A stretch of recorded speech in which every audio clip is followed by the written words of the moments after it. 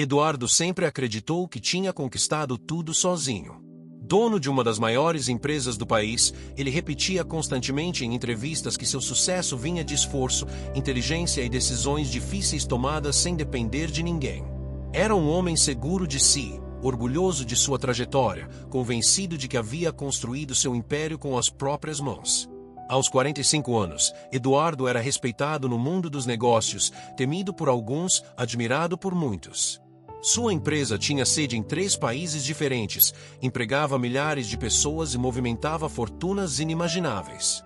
O que Eduardo não mencionava, talvez porque nunca tivesse realmente parado para refletir sobre isso, era que sua mãe, Dona Helena, vivia hoje em um apartamento simples e modesto, longe de qualquer tipo de luxo.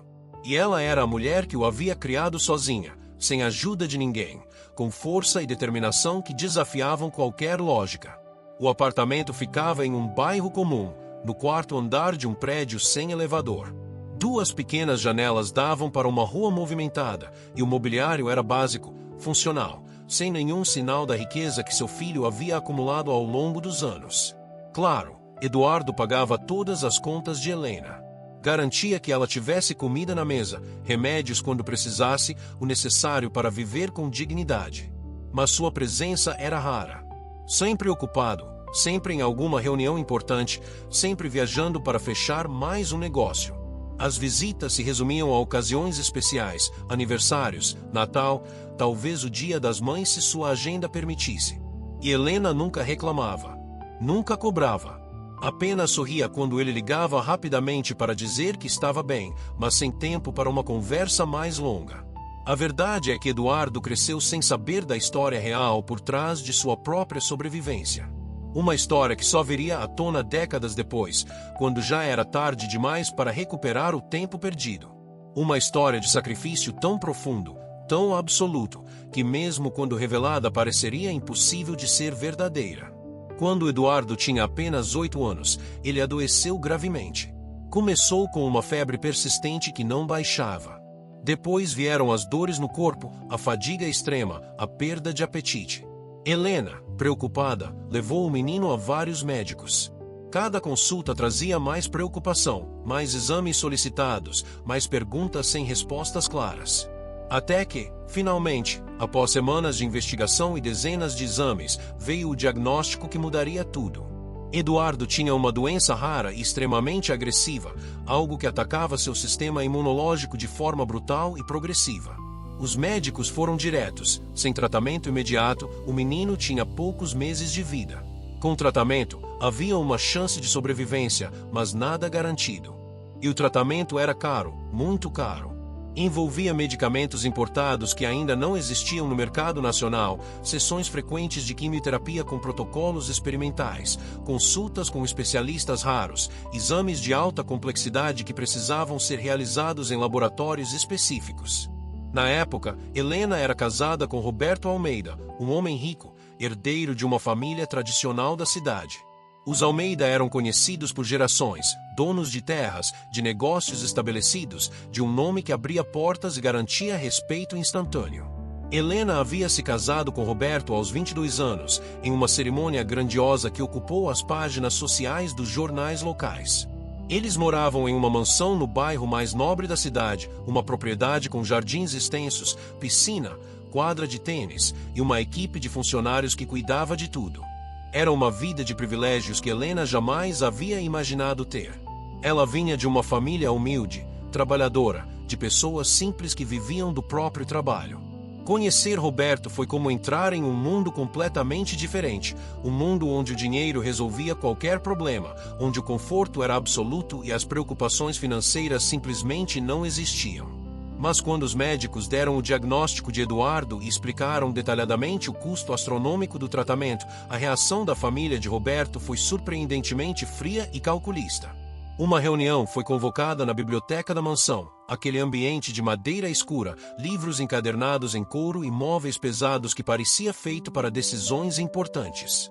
Estavam presentes Roberto, seu pai, o patriarca da família Almeida, 2 tios que gerenciavam parte dos negócios familiares, e o advogado da família, um homem grisalho que conhecia cada detalhe do patrimônio dos Almeida.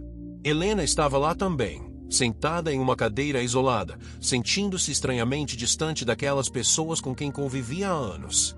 O patriarca foi direto ao ponto, sem rodeios, com a frieza de quem estava acostumado a tomar decisões puramente financeiras. O tratamento do menino, explicou ele, representava um investimento extremamente alto com retorno incerto. Não havia garantia alguma de cura. Os médicos haviam sido claros sobre isso. Era um risco financeiro considerável que poderia drenar recursos significativos da família sem nenhuma certeza de resultado positivo. Ele falou de números, de percentuais de sucesso, de análise de custo-benefício, como se estivesse avaliando a compra de uma propriedade ou um investimento em ações. Para aquela família, tudo era uma questão de matemática, de retorno sobre investimento. E um tratamento caro para uma criança com chances incertas de sobrevivência simplesmente não fazia sentido financeiro. Roberto, seu próprio marido, permaneceu em silêncio durante toda a reunião. Ele olhava para o chão, evitava o olhar de Helena, mexia nervosamente em um anel dourado que usava no dedo. Em nenhum momento defendeu o enteado. Em nenhum momento questionou o raciocínio frio de seu pai. Sua lealdade estava com a família, com o sobrenome Almeida, com o patrimônio que um dia herdaria. Helena ouviu tudo aquilo em completo silêncio. Cada palavra era como uma facada, revelando a verdadeira natureza daquelas pessoas que ela pensava conhecer. Seu coração se partiu ali, naquela biblioteca luxuosa, cercada de riqueza, mas sentindo-se completamente sozinha e desamparada.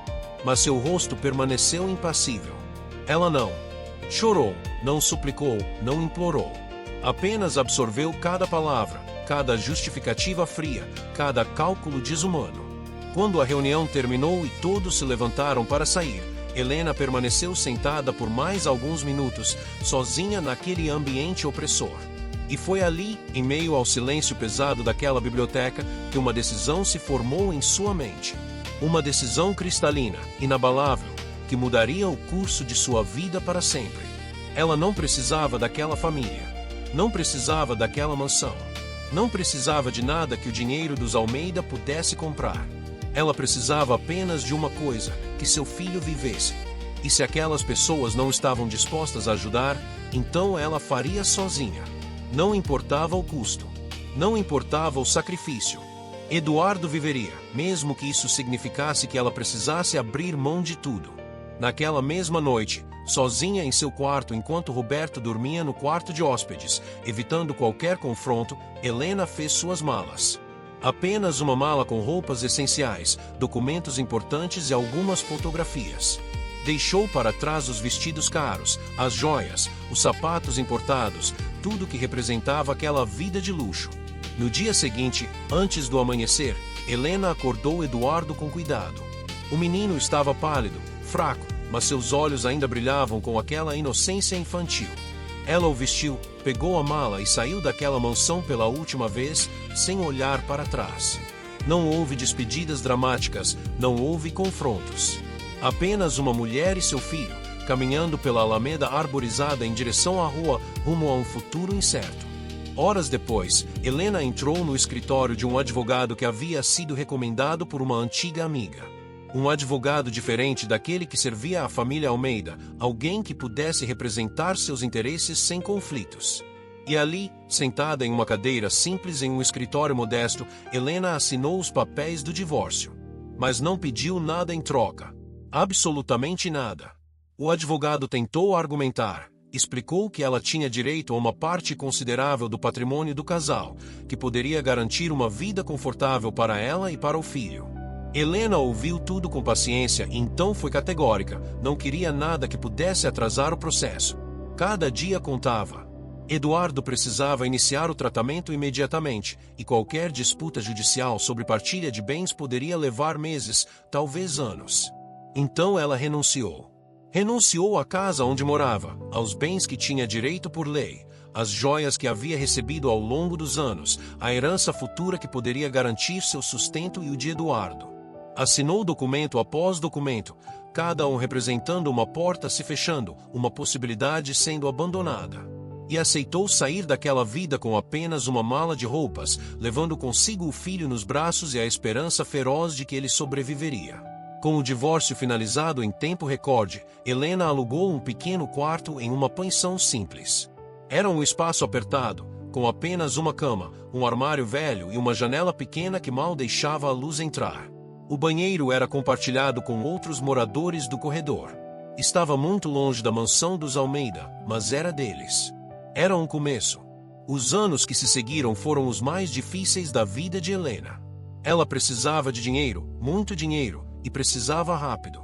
O tratamento de Eduardo não podia esperar. Então Helena trabalhou. Trabalhou como nunca havia trabalhado antes na vida, com uma determinação que beirava o sobre-humano. Durante o dia, ela limpava casas de famílias ricas. Ironicamente, algumas dessas casas pertenciam a pessoas que frequentavam sua antiga mansão, que a conheciam como a esposa de Roberto Almeida. No início, foi constrangedor. Alguns a reconheciam e ficavam visivelmente desconfortáveis, sem saber como agir. Outros fingiam não conhecê-la, tratando-a apenas como mais uma empregada doméstica. Helena engoliu o orgulho e continuou. Esfregava chão, limpava banheiros, lavava louça, passava roupas. Suas mãos, antes suaves e cuidadas, ficaram ásperas e calejadas. À noite, depois de um dia inteiro de trabalho físico pesado, quando seu corpo implorava por descanso, Helena costurava. Aceitava qualquer encomenda que aparecesse: consertos de roupas, ajustes em vestidos, confecção de cortinas, bordados em toalhas. Trabalhava até altas horas da madrugada, sob a luz fraca de uma lâmpada, enquanto Eduardo dormia na cama ao lado. Seus olhos ardiam de cansaço, sua coluna doía da posição curvada sobre a máquina de costura antiga que havia comprado usada, mas ela continuava, ponto após ponto, peça após peça. Helena dormia apenas 3 ou 4 horas por noite. Acordava antes do sol nascer, preparava um café simples, levava Eduardo para o hospital quando era dia de tratamento, depois corria para seus trabalhos de faxina. Comia pouco, muitas vezes apenas o suficiente para ter energia para continuar trabalhando. Perdeu peso rapidamente. Seu corpo foi envelhecendo antes do tempo, mas ela jamais reclamava, jamais demonstrava arrependimento. Cada centavo que ganhava era cuidadosamente guardado e destinado ao tratamento de Eduardo. Helena mantinha um caderno onde anotava meticulosamente cada despesa, cada pagamento devido. As sessões de quimioterapia, os medicamentos importados caríssimos, os exames de sangue frequentes, as consultas com especialistas que cobravam valores astronômicos. Ela pagava tudo em dia, um centavo de cada vez, com o suor de seu próprio trabalho. Nos momentos mais difíceis, quando o dinheiro simplesmente não era suficiente e o desespero batia à porta, Helena vendia o que tinha. Uma aliança antiga que havia pertencido à sua avó foi vendida para pagar uma sessão emergencial de quimioterapia. Um relógio de ouro que era o único objeto de valor que sua mãe lhe havia deixado foi trocado por remédios. Uma corrente de prata com um pingente que ela guardava como lembrança de sua juventude se transformou em dinheiro para exames urgentes. Eduardo, apesar de pequeno, percebia o esforço de sua mãe. Via-a chegar em casa exausta, arrastando os pés, mas sempre com um sorriso forçado no rosto. Tentava ajudar do jeito que podia. Arrumava a cama, mantinha o quarto organizado, não pedia brinquedos ou guloseimas. Tornará-se uma criança séria demais para sua idade, carregando um peso que nenhuma criança deveria carregar. O tratamento foi longo e brutal. Durante 3 anos, Eduardo enfrentou sessões de quimioterapia que o deixavam nauseado e fraco. Seu cabelo caiu, seu rosto ficou pálido. Seu corpo magro parecia ainda mais frágil. Houve momentos em que os médicos acharam que não funcionaria, que a doença estava vencendo. Mas Helena nunca desistiu. Nunca permitiu que a desesperança tomasse conta. Ela conversava com Eduardo todas as noites, contava-lhe histórias, prometia-lhe um futuro. "Você vai crescer forte e saudável", dizia ela, segurando a mão pequena do filho. "Você vai estudar, vai conquistar seus sonhos, vai ser tudo o que quiser ser. E eu vou estar aqui, sempre, do seu lado." O menino acreditava, porque acreditava em sua mãe mais do que acreditava em qualquer outra coisa no mundo. Então, finalmente, depois de 3 anos de tratamento árduo e doloroso, os médicos deram a notícia que Helena havia rogado ouvir em cada oração, em cada pensamento, em cada momento de exaustão. Eduardo estava curado. A doença havia sido vencida. Os exames mostravam que não havia mais sinais do mal que quase o levou embora. O menino cresceu, recuperou as forças, voltou a sorrir e a brincar como qualquer outra criança. Seu cabelo cresceu novamente, seu rosto ganhou cor, sua energia retornou. Foi como testemunhar um milagre acontecendo lentamente, dia após dia, até que finalmente Eduardo estava saudável, vivo, cheio de futuro pela frente. Mas Helena nunca contou a ele a verdade completa. Nunca mencionou o casamento que havia deixado para trás, a mansão que abandonou, a fortuna a qual renunciou.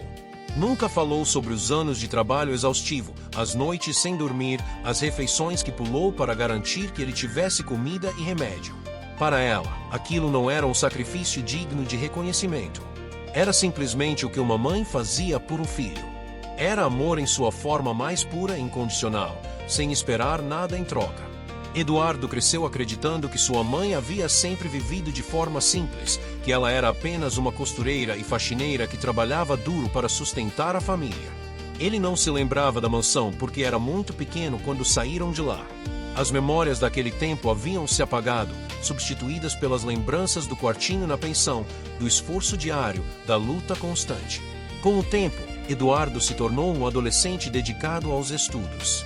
Era extremamente inteligente, aplicado, determinado a vencer na vida. Via o sacrifício diário de sua mãe e prometia a si mesmo que um dia mudaria a situação deles. Estudou com afinco, conseguiu uma bolsa em uma boa universidade, formou-se em administração de empresas com honras. Foi durante a universidade que Eduardo descobriu seu talento para negócios. Tinha uma visão estratégica aguçada, capacidade de identificar oportunidades onde outros viam apenas problemas, uma determinação inabalável em alcançar seus objetivos. Começou trabalhando em empresas estabelecidas, subindo rapidamente de posição, aprendendo cada aspecto do mundo corporativo. Aos 28 anos, com uma combinação de economia pessoal rigorosa, um empréstimo bancário ousado e uma ideia inovadora, Eduardo fundou sua própria empresa. Os primeiros anos foram difíceis, repletos de desafios e quase falências, mas ele persistiu. Trabalhava 16 horas por dia, assumia todos os riscos, tomava decisões difíceis sem hesitar. E a empresa cresceu. Expandiu para novos mercados, desenvolveu produtos inovadores, superou a concorrência. Eduardo se tornou conhecido no meio empresarial como um visionário, alguém que transformava ideias em fortunas. Aos 40 anos, sua empresa era uma das maiores do país, com operações internacionais e um faturamento que ultrapassava bilhões. Durante toda essa ascensão, Eduardo garantiu que sua mãe nunca mais passasse necessidade. Comprou para ela o apartamento simples onde moravam, pagava todas as suas contas, garantia que ela tivesse conforto. Mas, curiosamente, Helena recusava qualquer luxo excessivo. Não queria uma mansão. Não queria carros importados, não queria joias ou roupas caras. Dizia que sua vida simples era suficiente, que já tinha tudo o que precisava. Eduardo interpretava isso como humildade, como uma característica de sua mãe que ele admirava. Nunca se questionou mais profundamente sobre o porquê. Nunca parou para pensar que talvez houvesse uma história maior ali, um passado que desconhecia. Enquanto isso, ele se afastava cada vez mais. Não intencionalmente, não por falta de amor, mas simplesmente porque a vida o levava para longe. Havia sempre uma reunião importante, uma viagem de negócios urgente, um projeto que exigia sua atenção total. As visitas à mãe se tornaram mais espaçadas, mais breves, mais protocolares. Helena nunca cobrava sua presença. Nunca reclamava da solidão. Apenas sorria quando ele ligava rapidamente, perguntava como estava, dizia que estava tudo bem mesmo quando estava doente ou se sentindo sozinha. Ela havia aprendido há muito tempo a carregar seus pesos sozinha, a não ser um fardo para ninguém, especialmente para o filho que havia lutado tanto para salvar. Décadas se passaram assim, em uma rotina distante e automática. Eduardo construía seu império enquanto Helena vivia tranquilamente em seu apartamento simples, cercada de lembranças e fotografias do filho que raramente via. Ela não guardava ressentimento. Via as reportagens sobre Eduardo na televisão, lia sobre suas conquistas nos jornais e sentia-se orgulhosa. Seu sacrifício havia valido a pena. Ele estava vivo, saudável, bem-sucedido. Era tudo o que ela sempre quis. Até que, em uma noite fria de inverno, quando Helena tinha 72 anos e Eduardo 45, tudo mudou. Era madrugada quando o telefone de Eduardo tocou. Ele estava em um hotel 5 estrelas em outra cidade, preparando-se para uma apresentação importante na manhã seguinte. O número desconhecido na tela quase o fez ignorar a chamada, mas algo o fez atender. Era do Hospital São Lucas. A voz do outro lado da linha era profissional, mas carregava urgência. Dona Helena havia sido trazida de ambulância há algumas horas. Ela havia desmaiado em casa, e uma vizinha preocupada com sua ausência havia arrombado a porta e a encontrado inconsciente. Agora estava na UTI e era urgente que familiares fossem até lá. Eduardo sentiu o coração apertar de uma forma que não sentia há anos. De repente, a apresentação do dia seguinte, o negócio de milhões, tudo pareceu completamente irrelevante. Ele cancelou todos os compromissos sem hesitar, pegou o primeiro voo de volta e dirigiu em alta velocidade do aeroporto direto para o hospital. Ao chegar, no meio da madrugada, encontrou o hospital em seu ritmo noturno característico. Corredores com luzes fluorescentes excessivamente brancas, passos apressados de enfermeiros, aquele cheiro único de desinfetante misturado com algo indefinível que todos os hospitais parecem ter. Eduardo identificou-se na recepção e foi direcionado ao UTI do quarto andar. Lá, através do vidro, ele viu sua mãe. Helena estava deitada em uma cama de hospital, cercada de monitores e equipamentos médicos. Parecia tão pequena, tão frágil, conectada a tubos e fios que monitoravam cada batimento de seu coração, cada respiração. Seu rosto estava pálido, envelhecido de uma forma que Eduardo não havia percebido nas suas breves visitas. Quando ela havia ficado tão velha? Quando aqueles cabelos haviam ficado completamente brancos? Quando aquelas mãos haviam se tornado tão magras e frágeis? Uma enfermeira gentil permitiu que ele entrasse por alguns minutos. Eduardo se aproximou da cama, segurou cuidadosamente a mão de Helena, sentindo a fragilidade daquela pele fina, as veias salientes, os dedos que um dia haviam trabalhado tanto. Ela estava dormindo, sedada, respirando com dificuldade mesmo com o auxílio do oxigênio. Eduardo sentou-se na cadeira ao lado da cama. Pela primeira vez em muito tempo, permitiu-se realmente olhar para sua mãe. Não uma olhadela rápida durante uma visita apressada, mas um olhar profundo, observando cada detalhe. As rugas profundas ao redor dos olhos, as marcas de expressão que contavam histórias de uma vida vivida, as mãos calejadas que repousavam sobre o lençol branco do hospital. Ficou ali por horas, simplesmente segurando sua mão, ouvindo o ritmo constante dos monitores, mergulhado em pensamento sobre o tempo que havia passado, sobre as oportunidades perdidas, sobre conversas que nunca tiveram. Uma culpa pesada começou a se formar em seu peito, um arrependimento doloroso por todas as vezes que disse estar ocupado demais, por todas as ligações apressadas, por todos os almoços de domingo que cancelou. Quando amanheceu, o médico responsável finalmente apareceu. Era um homem de meia idade, com cabelos grisalhos e uma expressão que misturava competência profissional com genuína compaixão. Dr. Henrique Mendes, de acordo com o crachá em seu jaleco branco. Ele cumprimentou Eduardo, revisou os exames de Helena em um tablet, e então fez alguns comentários sobre seu estado de saúde atual. O quadro era estável, mas preocupante. Helena havia sofrido um episódio cardíaco, provavelmente causado por anos de trabalho excessivo e estresse acumulado. Seu coração estava fraco, seu corpo mostrava sinais de desgaste prematuro. Ela precisaria de repouso absoluto, medicação contínua, acompanhamento rigoroso. O médico falava em termos técnicos, explicando procedimentos e prognósticos, enquanto Eduardo ouvia com crescente preocupação. Então, enquanto revisava o prontuário no tablet, o Dr. Henrique fez um comentário casual que acabaria mudando tudo. Dona Helena é uma mulher extraordinária, disse ele, ainda olhando para a tela. Sabe, eu estava revisando o histórico médico dela aqui no sistema, fazendo uma avaliação completa como fazemos com todos os pacientes da UTI, e encontrei registros antigos muito interessantes. O histórico dela neste hospital remonta a décadas atrás. Seu filho só está aqui hoje por causa do que a senhora fez no passado. Foi um dos casos mais admiráveis que já vi em toda a minha carreira médica. Eduardo franziu a testa, confuso. O comentário parecia aleatório, desconectado da situação atual. Como assim? Do que o senhor está falando exatamente? O médico percebeu que havia tocado em algo sensível. Olhou para Eduardo com uma expressão intrigada e hesitou por um momento, percebendo que talvez estivesse revelando algo que deveria ser óbvio, mas claramente não era. Decidiu continuar, sua curiosidade médica superando a cautela. O senhor não sabe.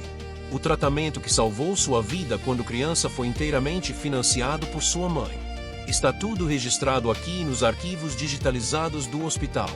Ela fez uma série de doações e pagamentos que cobriram todos os custos do seu tratamento.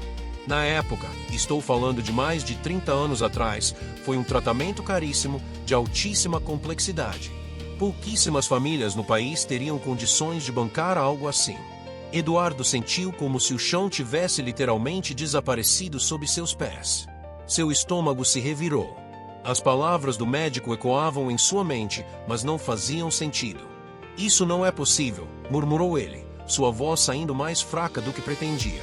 Minha mãe nunca teve tanto dinheiro assim. Ela sempre trabalhou como costureira e faxineira. Sempre vivemos de forma simples, modesta. Nunca tivemos muito dinheiro. O doutor Henrique ajustou os óculos e continuou, agora claramente percebendo que estava revelando uma história desconhecida. Ele voltou sua atenção totalmente para Eduardo, deixando o tablet de lado. Segundo os registros muito detalhados que temos aqui, ela tinha, sim. Mas abriu mão de tudo. Há anotações extensas aqui de assistentes sociais da época, relatórios de acompanhamento, documentos que foram anexados ao prontuário médico. Eles mencionam que ela havia renunciado voluntariamente a uma herança considerável, a bens significativos em um processo de divórcio, tudo para poder sair rapidamente de uma situação familiar difícil e iniciar imediatamente o tratamento do filho. Os pagamentos foram feitos ao longo de anos, sempre em dia, registrados meticulosamente. E pelas anotações dos assistentes sociais, ficava claro que cada pagamento representava um sacrifício imenso. Ela trabalhava em múltiplos empregos, chegava às consultas visivelmente exausta, mas nunca atrasou um pagamento. Eduardo pediu para ver os documentos, sua voz tremendo. O médico hesitou apenas um momento antes de perceber que aquele homem tinha todo o direito de saber sobre sua própria história. Levou Eduardo até uma sala de arquivos onde os registros antigos, já digitalizados, podiam ser acessados. Com mãos trêmulas, Eduardo começou a folhear os arquivos na tela do computador. Ali estava tudo. Uma história completa que ele desconhecia, registrada em formulários médicos, recibos de pagamento, relatórios de assistentes sociais. Cada documento era uma peça de um quebra-cabeça que revelava a verdade que Helena havia guardado por décadas. Havia recibos de pagamento datados e assinados por Helena, documentando cada centavo investido no tratamento. Anotações médicas detalhadas descrevendo as sessões de quimioterapia, os medicamentos administrados, os protocolos seguidos. Relatórios de assistentes sociais que acompanhavam o caso, descrevendo uma mãe dedicada que trabalhava incansavelmente para garantir o tratamento do filho. Uma anotação em particular chamou a atenção de Eduardo. Era de uma assistente social chamada Márcia, datada de mais de 30 anos atrás. A nota dizia: mãe compareceu hoje visivelmente exausta, com sinais claros de privação de sono. Informou estar trabalhando em 3 empregos diferentes para conseguir manter os pagamentos em dia. Apesar das óbvias dificuldades financeiras, demonstra determinação inabalável. Quando ofereci recursos de assistência social, recusou educadamente, dizendo que precisava fazer isso por conta própria, que era sua responsabilidade. Nunca vi tamanha dedicação maternal. O menino é extremamente sortudo por ter uma mãe assim. Outra anotação. De alguns meses depois, Helena compareceu hoje chorando. Confessou que não tem certeza se conseguirá pagar a próxima sessão de quimioterapia. Os custos dos novos medicamentos importados são muito altos. Conversamos longamente. Ela mencionou que está considerando vender sua aliança de casamento, um dos últimos objetos de valor que ainda possui. Tentei dissuadi-la, mas ela foi categórica: fará o que for necessário. Atualizei o departamento financeiro sobre a situação. Eles concordaram em dar um prazo adicional, mas a dívida está crescendo. E mais meses depois, Helena chegou hoje com o dinheiro completo para as próximas 3 sessões. Perguntei como conseguiu. Ela sorriu com lágrimas nos olhos e disse que finalmente conseguiu vender alguns objetos pessoais que guardava. Não quis entrar em detalhes. O menino está respondendo bem ao tratamento. A esperança real de cura. Esta mulher merece que tudo dê certo. Eduardo leu relatório após relatório, cada um revelando um pouco mais da história. Descobriu que Helena havia sido casada com Roberto Almeida, um nome que ele reconheceu vagamente das páginas de negócios dos jornais. Descobriu que ela havia vivido em uma mansão no bairro mais nobre da cidade. Descobriu que havia renunciado a tudo em um divórcio expresso, sem pedir um centavo, apenas para conseguir sair rapidamente e dar início ao tratamento dele. Havia até fotografias antigas anexadas ao arquivo, tiradas pela equipe do hospital como parte da documentação do caso. Em uma delas, Eduardo se viu como um menino de 8 anos, magro e pálido, sentado em uma cadeira de hospital com um sorriso tímido. Ao seu lado, Helena, visivelmente mais jovem, mas já com marcas de cansaço profundo no rosto, segurava sua mão. Mas o que mais chamou a atenção de Eduardo foram as mãos de sua mãe naquela foto. Já estavam ásperas, calejadas, as mãos de alguém que trabalhava pesado. Eduardo passou mais de 1 hora naquela sala de arquivos, lendo cada documento, absorvendo cada detalhe de uma história que era sua, mas que desconhecia completamente. Cada página revelava um sacrifício maior, uma dedicação mais profunda, um amor mais incondicional do que ele jamais poderia ter imaginado. Quando finalmente saiu daquela sala, Eduardo cambaleou até uma cadeira no corredor e simplesmente desabou. Ali, naquele corredor frio de hospital, cercado de estranhos apressados, médicos fazendo suas rondas, pacientes sendo transportados em maçãs, ele chorou como nunca havia chorado antes na vida adulta. Chorou pela criança que foi, inconsciente do sacrifício monumental sendo feito por ele a cada dia. Chorou pela mãe que trabalhou até a exaustão física em silêncio absoluto, nunca reclamando, nunca pedindo reconhecimento. Chorou pelos anos em que arrogantemente se considerou um self-made man, um homem que havia vencido sozinho, ignorando completamente que sua própria existência tinha sido literalmente comprada com o sacrifício de Helena. Chorou pelas visitas que não fez ao longo dos anos, pelas ligações apressadas de 2 minutos, pela ingratidão disfarçada de sucesso profissional. Chorou por cada vez que disse estar ocupado demais para almoçar com ela, por cada aniversário que passou trabalhando, por cada domingo que escolheu uma reunião de negócios em vez de sua companhia. Chorou porque percebeu, tarde demais, que havia passado décadas construindo um império de dinheiro enquanto negligenciava a única pessoa que havia sacrificado literalmente tudo para que ele pudesse simplesmente estar vivo. Cada lágrima carregava o peso de anos de ausência, de oportunidades perdidas, de amor tomado como garantido. As pessoas passavam por ele no corredor, algumas olhavam com curiosidade ou preocupação, mas ninguém interveio. Um homem bem vestido, claramente de posses, chorando sozinho em um corredor de hospital era uma cena que, por mais incomum, todos respeitavam a distância. Quando finalmente conseguiu se recompor, os olhos vermelhos e inchados, o rosto marcado pelas lágrimas, Eduardo voltou para o quarto da UTI. Uma enfermeira diferente estava lá agora, verificando os monitores de Helena. Ela olhou para Eduardo com compaixão profissional, habituada a ver familiares em estados emocionais intensos. Helena havia acordado. Seus olhos estavam abertos, ainda fracos, mas conscientes. Quando viu Eduardo, um pequeno sorriso se formou em seus lábios pálidos, aquele mesmo sorriso maternal que ele conhecia desde sempre, o sorriso que dizia que tudo ficaria bem, que ela estava ali, que ele não precisava se preocupar.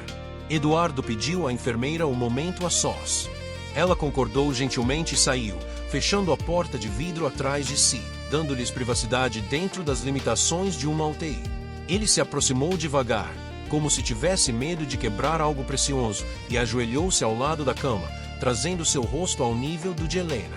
Segurou as mãos calejadas de sua mãe entre as suas, mãos que agora ganhavam um significado completamente novo. Não eram apenas as mãos de uma costureira e faxineira. Eram as mãos que haviam segurado firme quando ele era criança doente. Eram as mãos que haviam trabalhado incansavelmente, dia após dia, noite após noite, para que ele pudesse viver. Eram as mãos que haviam costurado, limpado, esfregado, feito tudo o que fosse necessário para garantir cada centavo do tratamento que o salvou. Mãe, sua voz saiu embargada, quebrada, mal conseguindo formar as palavras através do nó na garganta. Eu acabei de ler os registros do hospital. Eu vi tudo. Vi o que você fez. Por que você nunca me contou? Por que nunca disse nada sobre o que abriu mão por mim? Sobre a vida que tinha? Sobre o sacrifício que fez? Helena olhou para o filho com aquele olhar profundo que só as mães possuem, um olhar que enxerga além das palavras, que compreende tudo sem necessidade de explicações. Seus olhos brilharam com lágrimas contidas, mas sua voz, embora fraca, saiu firme e serena, carregada de uma verdade simples e absoluta. Porque mãe não faz sacrifício esperando reconhecimento, meu filho. Mãe faz por amor. E amor verdadeiro não pede nada em troca, não guarda registro de favores, não espera gratidão.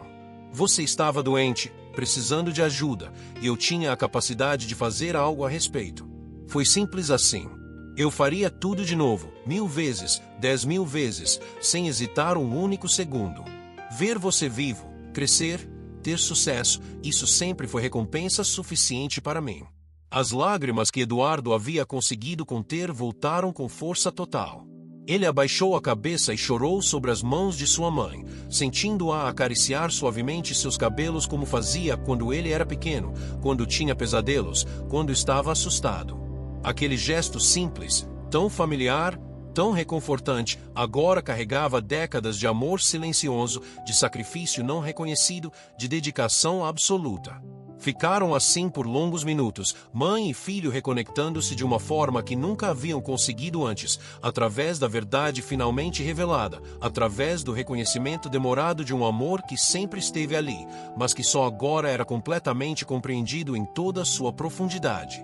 Quando Eduardo finalmente se afastou, limpou o rosto e olhou novamente para Helena, seus olhos ainda brilhando de emoção.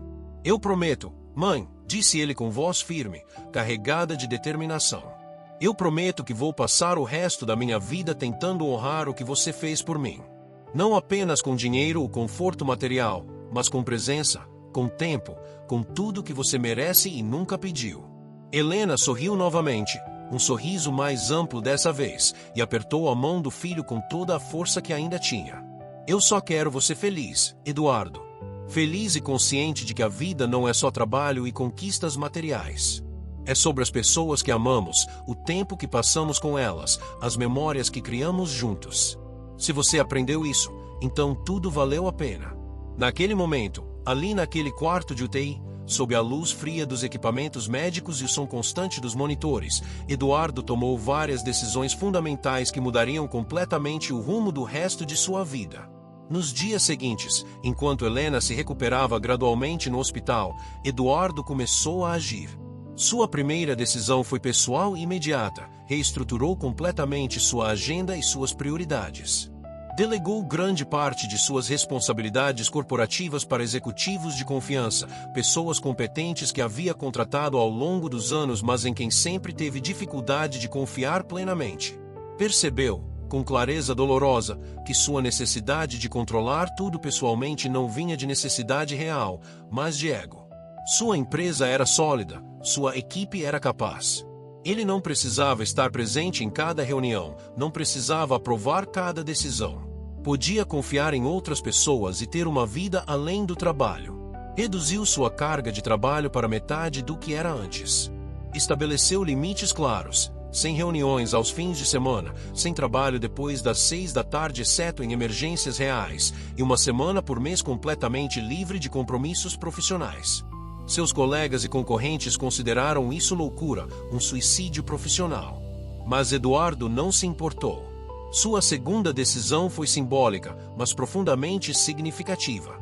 Ele contratou um investigador particular para localizar a antiga mansão dos Almeida onde Helena havia morado. Descobriu que a propriedade ainda pertencia à família, embora estivesse sendo usada apenas ocasionalmente. Eduardo fez uma oferta generosa, acima do valor de mercado, que seria impossível de recusar. Roberto Almeida, agora um homem velho e amargurado, aceitou a proposta rapidamente, feliz por transformar aquela propriedade em dinheiro líquido.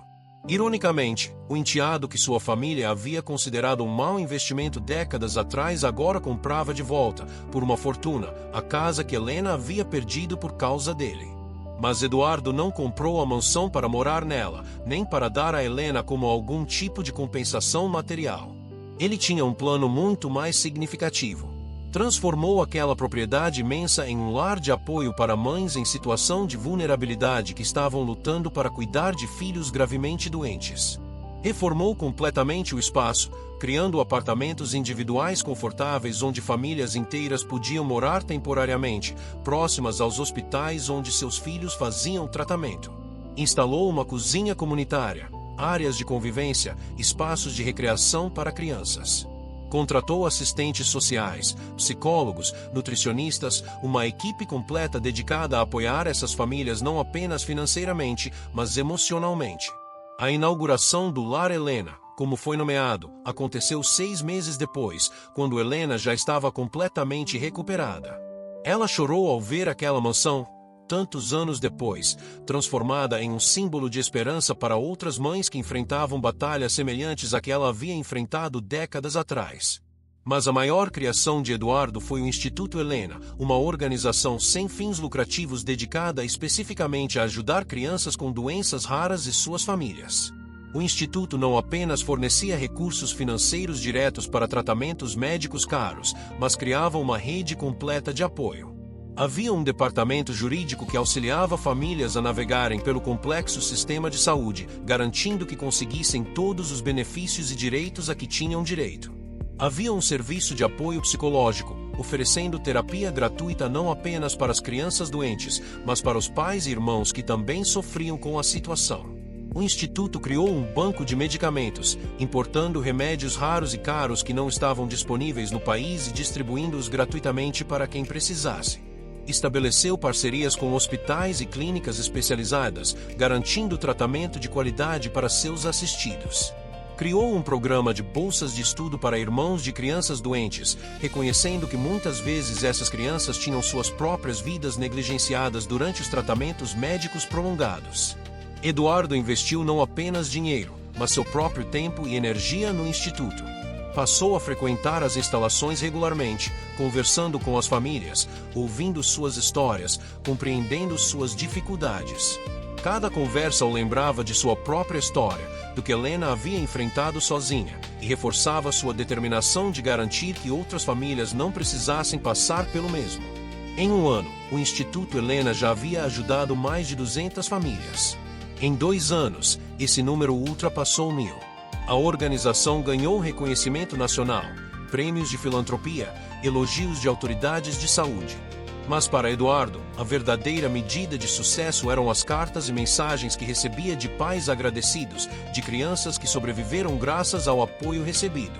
Mas acima de tudo, acima de todas as instituições criadas e todo o dinheiro investido em causas nobres, a maior mudança foi profundamente pessoal e interna.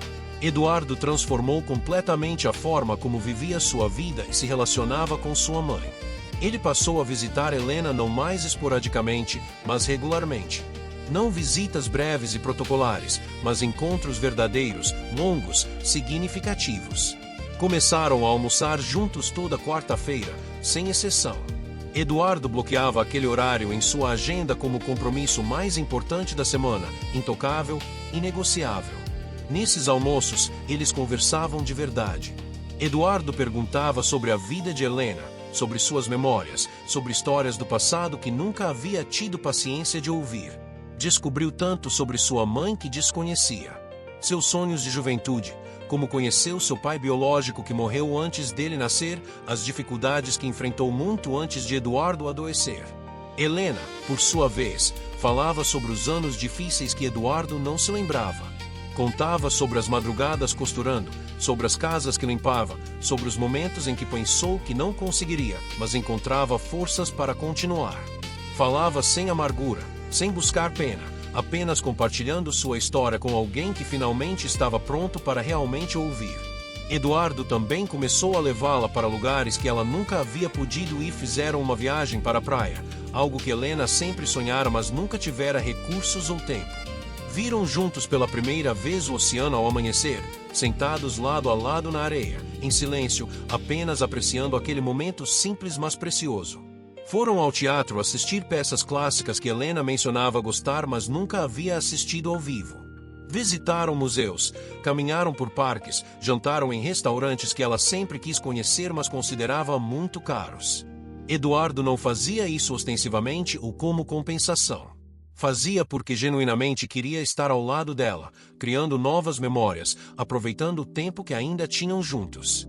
Ele também mudou profundamente a forma como conduzia seus negócios e tratava as pessoas ao seu redor. Tornou-se um líder mais humano, mais empático, mais atento às dificuldades pessoais de seus funcionários. Implementou políticas progressistas em sua empresa que refletiam o que havia aprendido.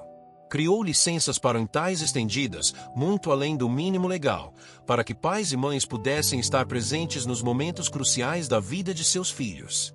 Estabeleceu um programa de assistência médica ampliada que cobria não apenas os funcionários, mas suas famílias inteiras, incluindo tratamentos para doenças raras e medicamentos de alto custo.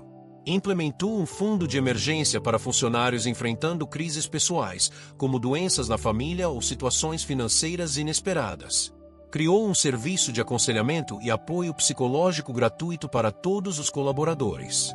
Mudou a cultura corporativa para valorizar o equilíbrio entre vida pessoal e profissional, encorajando ativamente seus executivos a passarem tempo com suas famílias.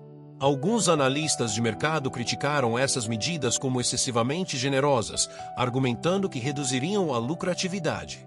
Eduardo respondia simplesmente que algumas coisas eram mais importantes que lucro máximo. Surpreendentemente, a produtividade da empresa aumentou. Funcionários mais felizes, menos estressados e com apoio genuíno da empresa trabalhavam com mais dedicação e criatividade. Em entrevistas, quando jornalistas perguntavam sobre o segredo de seu sucesso, Eduardo não falava mais sobre estratégias de negócios, decisões ousadas ou inteligência de mercado. Falava sobre Helena, sobre o sacrifício que ela fez. Sobre como seu verdadeiro patrimônio nunca foi a fortuna acumulada, mas o amor incondicional que recebeu. Contava sua história abertamente, sem vergonha ou constrangimento. Falava sobre ter sido um milionário que quase perdeu a coisa mais importante por estar focado demais em ganhar dinheiro. Sobre ter descoberto tarde demais a verdade sobre sua própria vida. Sobre como cada minuto que passava com sua mãe agora valia mais do que qualquer negócio de milhões que pudesse fechar. Suas entrevistas viralizavam, tocavam profundamente as pessoas. Homens e mulheres de sucesso começaram a entrar em contato, compartilhando suas próprias histórias de pais negligenciados, de sacrifícios parentais não reconhecidos, de arrependimentos similares. Eduardo respondia a cada mensagem pessoalmente, encorajando-os a não cometerem o mesmo erro, a valorizarem suas famílias enquanto ainda tinham tempo. Escreveu um livro sobre sua experiência, intitulado O Verdadeiro Patrimônio. Não era um livro de autoajuda superficial ou dicas de negócios. Era uma narrativa honesta e crua. Sobre sua jornada pessoal, sobre orgulho, cegueira, redenção e amor familiar. Todos os lucros do livro foram direcionados para o Instituto Helena. O livro se tornou um best-seller inesperado, não porque oferecesse fórmulas fáceis de sucesso, mas porque tocava em algo universal: o medo de perder aqueles que amamos, o arrependimento de não darmos a eles o tempo e atenção que merecem enquanto ainda estamos juntos. 3 anos depois daquela noite no hospital, Eduardo e Helena estavam sentados juntos no jardim do Lar Helena, em uma tarde ensolarada de primavera. O lugar estava cheio de vida, crianças brincando sob supervisão de cuidadores, mães conversando nas áreas comuns, o som de risadas e conversas preenchendo o ar. Helena, agora com 75 anos, mas muito mais saudável graças aos cuidados constantes e à redução do estresse em sua vida, observava tudo com um sorriso sereno. Eduardo estava ao seu lado, não verificando e-mails em seu telefone ou pensando na próxima reunião, mas simplesmente presente, ali, naquele momento. "Mãe", disse ele suavemente, pegando a mão dela. "Eu passei minha vida inteira achando que tinha vencido sozinho. Que meu sucesso era só meu, resultado exclusivo do meu esforço e inteligência. Mas agora eu entendo que cada passo que dei, cada conquista que alcancei, cada momento de sucesso que celebrei, só foi possível porque você abriu mão de seus próprios passos, de suas próprias conquistas, de sua própria vida confortável. Eu não construí minha fortuna sozinho. Construí sobre o alicerce inabalável que você criou com seu sacrifício silencioso." Helena segurou a mão do filho firmemente, apertando-a com o carinho acumulado de décadas. E eu faria tudo de novo, disse ela, com os olhos brilhando de emoção e amor. Porque ver você vivo, saudável, feliz, e agora também sábio e generoso, isso sempre valeu mais do que qualquer mansão, qualquer fortuna, qualquer conforto que pudesse ter tido. Você é e sempre será minha maior riqueza, Eduardo. O maior tesouro que poderia ter. E ver o homem que você se tornou, não apenas o empresário bem-sucedido, mas o ser humano compassivo e presente, me enche de um orgulho que não tem palavras para descrever. Naquele momento, sob a luz dourada do sol da tarde, cercados pelo resultado tangível do amor transformado em ação, Eduardo finalmente compreendeu a verdade mais profunda e fundamental de sua existência, uma verdade que deveria ter sido óbvia, mas que levou décadas para realmente entender. O maior patrimônio da sua vida nunca foi construído em salas de reunião com executivos poderosos, em negociações milionárias que mudavam o mercado, em investimentos estratégicos que multiplicavam fortunas, ou em conquistas profissionais que impressionavam o mundo. Foi construído nas mãos calejadas de uma mãe que costurava sozinha à noite sob luz fraca enquanto seu filho dormia. Foi construído nas manhãs impossíveis em que Helena acordava antes do sol nascer, exausta até os ossos, mas se levantava mesmo assim para limpar casas e garantir mais um dia de tratamento. Foi construído em cada centavo guardado com sacrifício doloroso, em cada lágrima derramada em absoluto silêncio para não preocupar a criança, em cada momento em que ela escolheu o amor acima de absolutamente tudo mais. Eduardo aprendeu, através de uma lição custosa mas transformadora, que o verdadeiro sucesso na vida não se mede em fortunas acumuladas em contas bancárias, em propriedades adquiridas, em poder corporativo exercido ou em reconhecimento público alcançado.